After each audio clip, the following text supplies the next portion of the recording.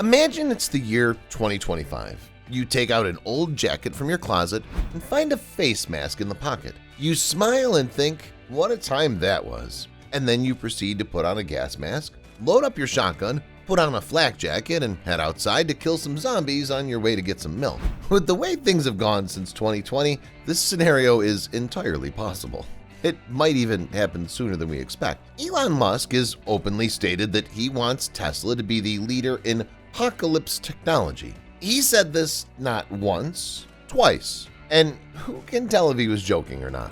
The whole world took his concept as a joke in the beginning, and he made them real. No one believed in him when he gave the concept for reusable rocket boosters. Even his heroes like Neil Armstrong didn't believe in his ideas. Well, it seems like the way Elon Musk thinks is catching on, because recently, a Russian architect has designed a state-of-the-art Doomsday Bunker that's fit to be in one of Elon Musk's company portfolios. Alex Wazewski is the lead architect at Modern House, a Russian architecture firm. He and his team have come up with the design for a fully autonomous Doomsday Bunker called the Cyberhouse. Alex explains that he's designed the Doomsday Bunker to provide maximum utility, protection, and comfort to the owners. These were the three pillars around which the design of the Cyberhouse is based, not to mention the fact that it's inspired by the Cybertruck, as clearly evident by its design. The bunker is built in layers of shells, with each shell providing increased protection from the harsh apocalyptic environment, be it a nuclear winter, freak weather, or even a zombie apocalypse. Even Alex Wazewski agrees with Elon Musk that a potential zombie apocalypse is on the cards, which is why the exterior walls of the bunker are angular, to prevent zombies from scaling the exterior of the bunker. The shape of the bunker reminds one instantly of the Ranger spacecraft from the movie Interstellar. It is, however, modeled after the Cybertruck, which, to be honest, could be used as a vehicle on Mars with a few modifications. The angular walls of the Cyberhouse are reinforced with steel and concrete for maximum structural integrity. Using steel and concrete will seriously jack up the price of the bunker, which is why the average buyer of this Cyberhouse is expected to be, at the very least, a multi-millionaire. Steel and concrete are not only used for structural integrity, but also for protection from radiation in case of a nuclear winter scenario. The Cyberhouse comprises 3 levels. That includes a basement and 2 levels above the ground. It's spread over an area of almost 7,200 square meters with roughly 3,230 square meters of living space. That's quite a lot of living area, judging by Doomsday Bunker standards. Even by normal standards, the Cyberhouse is almost the size of 5 average-sized houses. A Cyberhouse bunker can easily accommodate 10 people at any given time. You can add more people, but that'll really push the limits of the available resources. The Cyberhouse bunker is fully self-sustaining in terms of energy. It doesn't need external power because it has solar panels on the roof and windmills around it to generate electricity during day and night. If the solar panels are replaced by a Tesla solar roof and a Tesla Powerwall, energy can be created and stored in a more efficient manner, but this will bring the cost up even higher. Using any other solar panel will reduce the energy creation and storage capacity, but the cost will be lower as well. This is a trade-off that the buyers will have to consider at the time of purchase. The windmills aren't cheap either. There's no fixed cost yet, but according to an estimate, they could cost over $1 million just on their own. That's excluding the cost of the Cyberhouse bunker.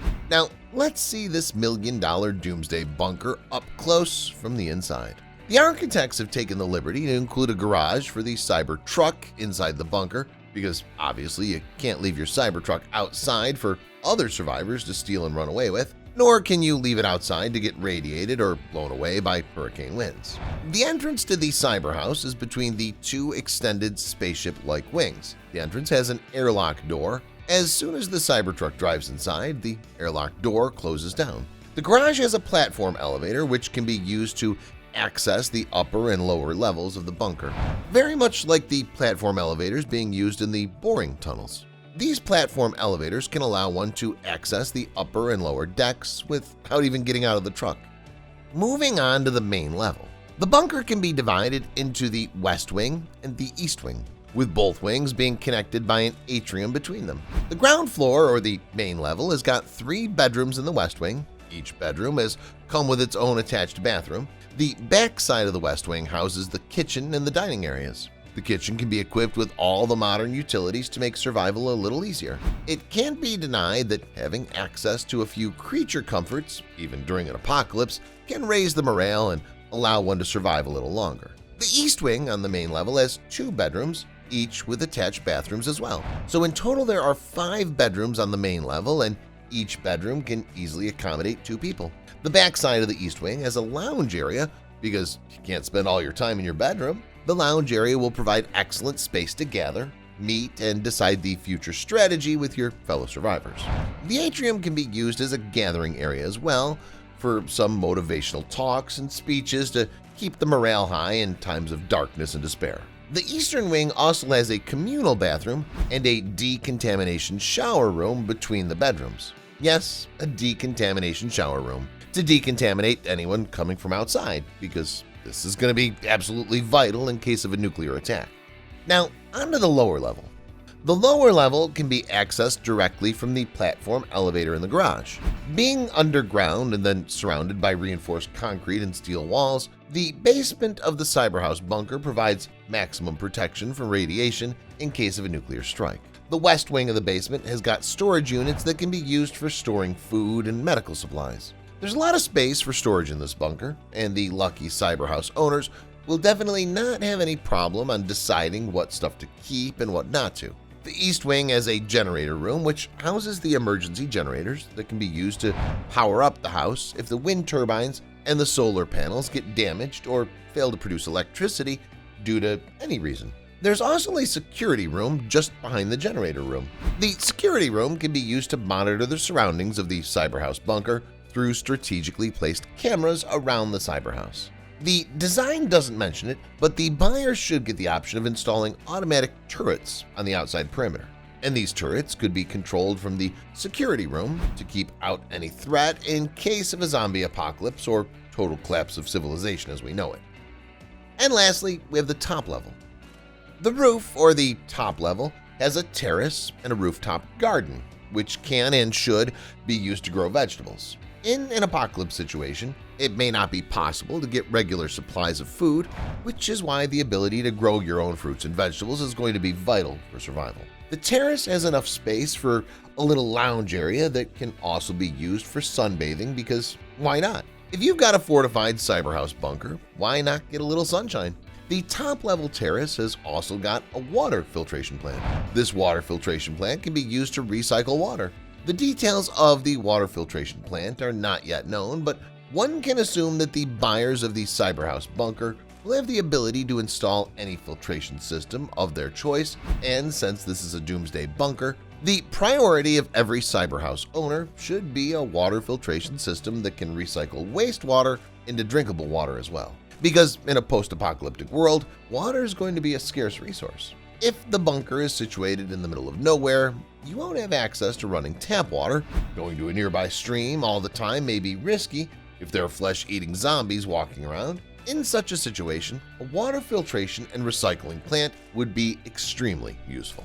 The solar roof on top of the terrace is movable and can be opened and closed to access sunlight so you can enjoy the weather if and when it's suitable.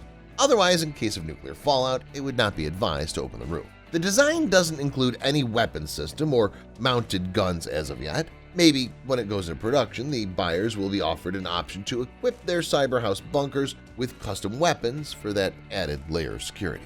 There are also a lot of details that we're yet to see. This is simply the first proposed design, and if Tesla takes up this design for production, then we'll definitely see some changes.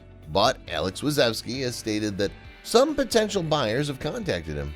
And with the way things are going lately, a multi-millionaire doomsday prepper may seriously think about buying one. While this Cyberhouse bunker may be out of the reach for the average person, we can all take some inspirations from it to prepare ourselves for the inevitable. What do you think about the Cyberhouse Doomsday Bunker? Would you buy one if you had the money? Let us know in the comments below. If you guys enjoyed this video, don't forget to subscribe to the channel and press the bell icon to stay updated whenever we release a new video. Other than that, thanks for watching, and I'll see you in the next one.